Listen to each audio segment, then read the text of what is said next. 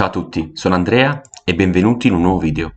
In questo video volevo aggiornarvi perché si è giocata la 30ª giornata della Bundesliga, dove il Bayern e il Borussia Dortmund hanno vinto, mentre il Lipsia ha pareggiato, uscendo ormai, anche se non matematicamente, dalla corsa per la vittoria del titolo. In questo momento le prossime gare del Bayern, che è chiaramente favorito, vedono due gare importanti, di cui quella col Gladbach e l'ultima col Wolfsburg. Ma la classifica attuale parla chiaro: 70 Bayern, 63 Borussia e 59 il Lipsia.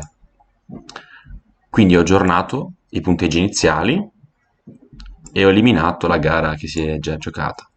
Queste qua sono le percentuali di vittoria, in cui si vede che c'è lo scontro diretto tra il Dortmund e il Lipsia, e mandando il programma si vede che il Bayern ormai è chiaramente favorito, anche se non matematicamente.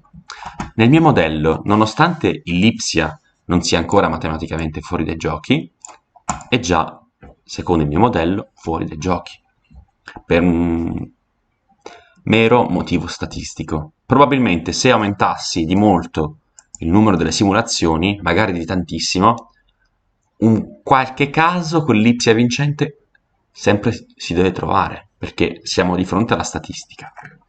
Ma diciamo la verità, ormai i giochi sono chiusi e secondo me nella prossima giornata potremmo dichiarare il Bayern campione di Germania.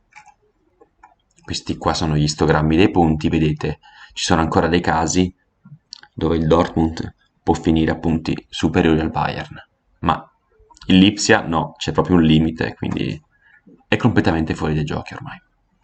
Bene, ciao a tutti da Andrea.